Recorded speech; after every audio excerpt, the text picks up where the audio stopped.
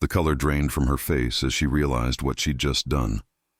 Victoria Palmer, the self-appointed queen of our neighborhood, had just called the police on a decorated Army colonel.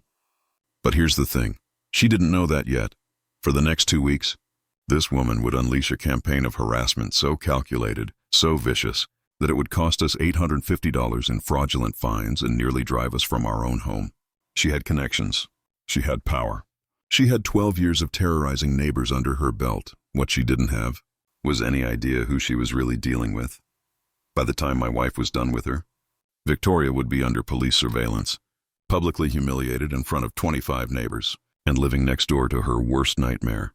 This is the story of how an HOA Karen picked the wrong military family to mess with. I'm calling the police on you right now. My HOA Karen screamed this at my wife the day she moved in. Suspicious military vehicle. Possible stolen valor, she reported with pure satisfaction. Within an hour, 2 officers were at our door because this neighborhood dictator thought she could humiliate the new residents. What she didn't realize was who she just accused of fraud. Comment below where you're watching from. After 2 years of long-distance marriage, my wife Morgan was finally coming home. The house was perfect. Everything had to be right for Morgan's homecoming. After 24 months of video calls and stolen weekend visits, we were finally going to be together. That big olive green military truck rumbled down Pinewood Drive and pulled into our driveway. Morgan stepped out like she owned the world. At 34, with 8 years of military service, she carried herself with absolute confidence. When she hugged me, I noticed her eyes scanning our surroundings, old habits from deployments. Then the storm arrived. Victoria Palmer's door slammed shut like a gunshot. She marched from 3 houses down, phone already in hand, taking photos of our military truck from multiple angles. I'd seen Victoria around, always perfectly dressed, always with a clipboard, always complaining. But never with this focused intensity. Excuse me. Victoria's voice cut through the afternoon. I'm Victoria Palmer, HOA Compliance Officer. That vehicle violates Section 3B, no commercial vehicles on residential streets for more than 30 minutes. I tried to explain. Ma'am, this is my wife Morgan. She's just moving from base housing. Victoria cut me off. I don't care who she claims to be. Rules are rules. I've checked military databases. There's no active duty personnel registered here. Where I was getting flustered, Morgan remained completely calm, almost amused. She observed Victoria like a scientist studying a specimen. Her silence seemed to unnerve Victoria more than any argument. This neighborhood has standards. Victoria's voice rose, drawing neighbors to windows. I've maintained property values here for 12 years. I won't let some fake army wife and her pushover husband destroy what I've built. Victoria pulled out all the stops.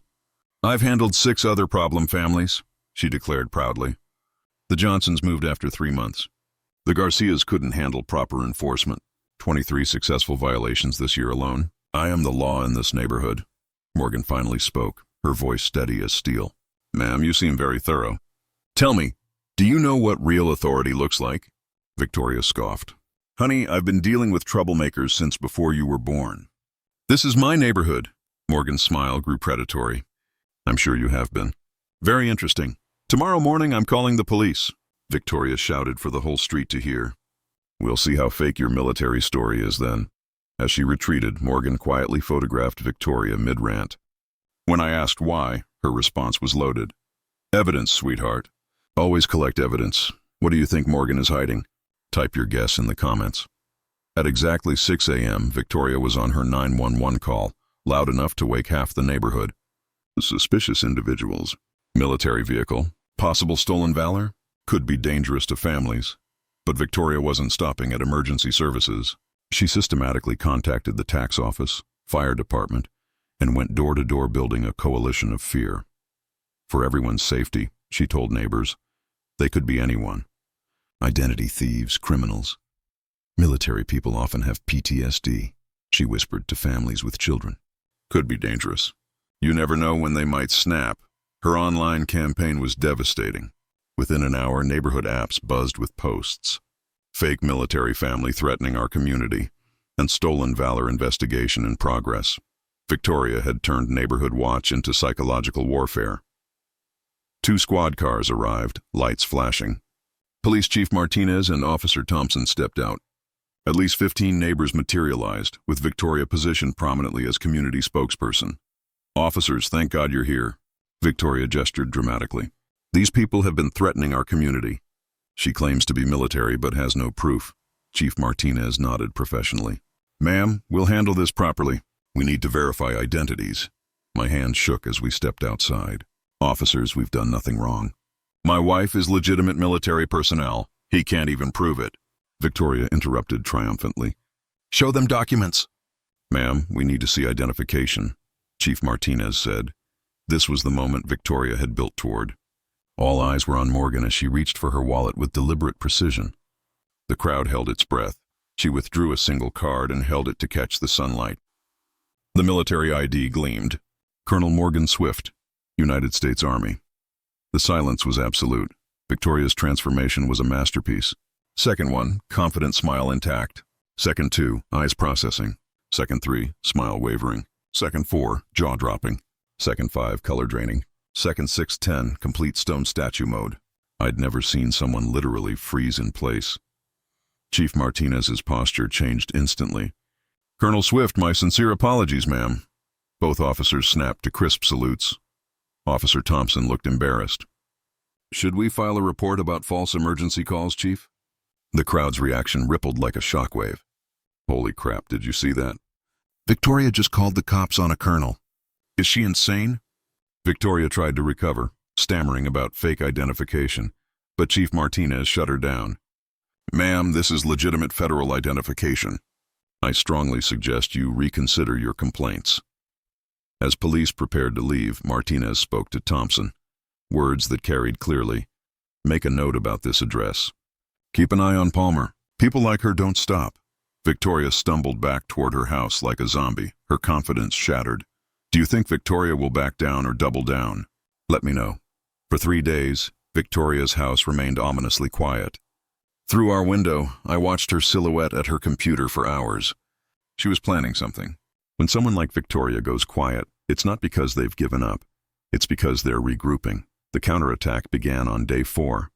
I came home to find 4 violation notices taped to our door. Excessive noise complaint, 6:15 a.m. Morgan's workout. Vehicle positioning violation, extends 2.3 inches beyond property line, unauthorized signage. Welcome home banner landscaping non-compliance.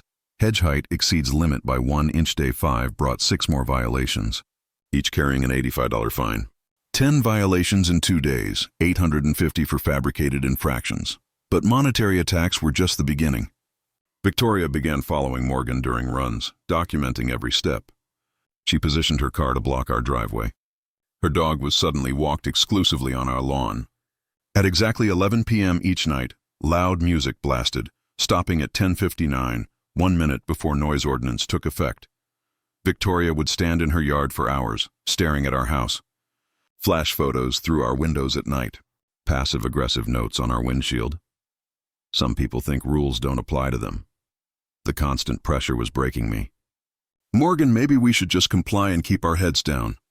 If we follow their rules, she'll leave us alone. Morgan looked at me with disappointment and understanding. You can choose to live in fear, Ryan. But I spent 8 years defending our freedoms. I'm not surrendering them to a suburban dictator. That night, lying awake to Victoria's music assault, I felt like a prisoner. Maybe we should just move, I whispered. Start over somewhere we can live in peace. Morgan sat up, military training evident in her posture. Ryan, I've faced insurgents with actual weapons instead of HOA paperwork. I've commanded troops under enemy fire. I am not backing down from a neighborhood bully with a clipboard. The next morning, Morgan opened her laptop and created a folder. Operation Neighborhood Peace. She began photographing everything. Victoria's car parked illegally, her dog off leash, her own violations. Rule number 1 of warfare, Morgan explained. Know your enemy better than they know themselves. Victoria Palmer is about to discover what real strategy looks like. What do you think Morgan discovered? Drop your theories below. Victoria arrived at the emergency HOA meeting 30 minutes early. Briefcase full of evidence. She greeted each board member by name with practiced familiarity. Thank you for expediting this session, she said warmly. The situation has become untenable for our community. Her presentation was masterful manipulation. We're dealing with systematic intimidation by individuals who believe military service gives them special privileges. It doesn't. She displayed photos of our truck looking menacing, time-stamped noise complaints, witness statements about feeling intimidated, each document professionally formatted. 25 neighbors packed the community center, the largest HOA gathering in years. I've given 12 years to this neighborhood, Victoria declared emotionally. Protected property values, maintained standards. Now I'm being targeted for doing my job, for standing up for values that make Pinewood Drive premier. She built to her dramatic conclusion. I request immediate enforcement of all violations and serious consideration of lease termination procedures. She wanted us expelled from the neighborhood. When asked if we'd like to respond, Morgan stood with calm authority. May I present some facts? She walked to the front carrying only a manila folder, Substance versus Victoria's theatrical show. Ms. Palmer has made serious accusations. I believe in facts rather than emotions. Let me share documented facts. What followed was like watching a precision airstrike. Evidence Package 1. Video documentation of actual rule violations. The first video showed Victoria dumping her trash into our bin at 5:47 a.m. Gasps rippled through the audience. Evidence Package 2. Documentation fraud and witness manipulation. She proved Victoria's multiple witnesses were actually two close friends who'd never witnessed the alleged incidents. She displayed Victoria's own property violations, her car blocking sidewalks, her garden exceeding height limits. This noise complaint was filed at 6:15 a.m. for exercise sounds. But security footage shows I was already at work. Ms. Palmer filed a false report. Evidence Package 3. Systematic harassment and stalking behavior. Phone logs. Victoria called Morgan's workplace 6 times in 2 weeks. 47 photographs of our property. Records of Victoria following Morgan during runs, documented through neighbors' security cameras. The room shifted like tectonic plates. Whispers spread. 47 photos? That's stalking. No wonder the Johnsons moved. Evidence Package 4. Financial manipulation and selective enforcement. A chart showed 18 violations issued to us in 14 days versus 3 for the entire rest of the neighborhood. Phone records. Victoria contacted city agencies 47 times in 2 weeks. Weaponizing municipal services. Ms. Palmer, Morgan concluded, you've accused us of believing we deserve special treatment because of military service. But your documented behavior suggests you believe you deserve special treatment because of HOA connections. Victoria's desperation was beautiful. She jumped up shouting, this is character assassination. Military intimidation tactics. You can't trust anything they say. She actually tried to rush the projector. I intercepted her and she swung at me before being restrained.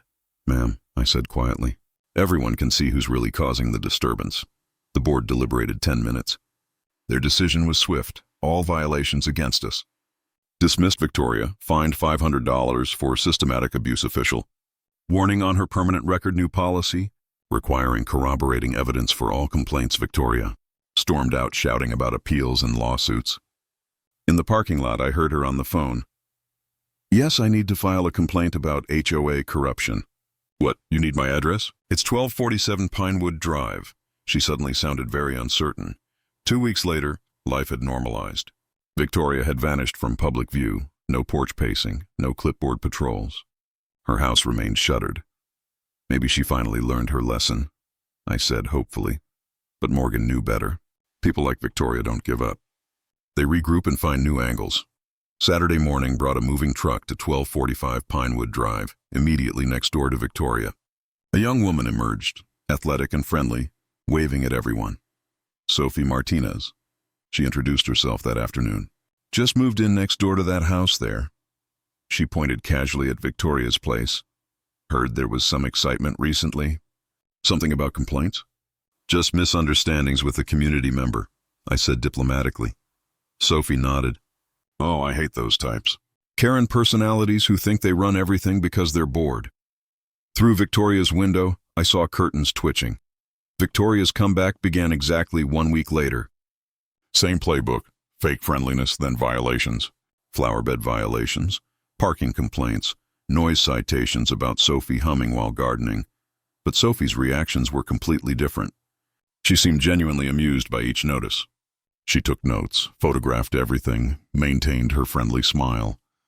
When Victoria's dog defecated on Sophie's lawn, Sophie simply documented it and waved cheerfully at Victoria's window. It was psychological warfare in reverse. The revelation came on a peaceful Sunday afternoon. Sophie was watering her garden when her phone rang, on speaker. "Hi, Dad," she said cheerfully. "How's the new place?" asked a familiar male voice. "Great. Very educational. Any issues with the neighbor we discussed?" "Oh yes, Victoria Palmer at 1247 Pinewood Drive, just like you described. She's been very active with complaints. Document everything for the official file," the voice continued. "And now I recognized it. Already on it, Dad. Photos, timestamps, violation notices. The harassment pattern is textbook. Good work. Your mother and I are proud of you for taking this assignment." Then came the words that made Victoria's teacup crash to her floor. "Thanks. Chief Martinez." The same Chief Martinez who'd responded to Victoria's fraudulent 911 call. Sophie wasn't a random neighbor. She was a carefully placed monitoring system. Through her window, Victoria's face went stark white. Her legs gave out as she caught herself against the frame. Sophie noticed Victoria watching and offered a cheerful wave. "Beautiful day, isn't it, Mrs. Palmer?" Perfect weather for community monitoring. The irony was delicious. Victoria, who'd terrorized neighbors with threats of police involvement, now lived next door to a police chief's daughter whose job was watching her every move. The following weekend, our entire street held an impromptu barbecue. Everyone invited, everyone came, except one notably absent household. Children played freely while adults shared stories, finally enjoying their neighborhood without fear.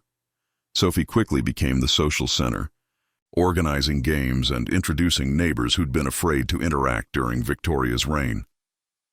I hung a new sign by our garden.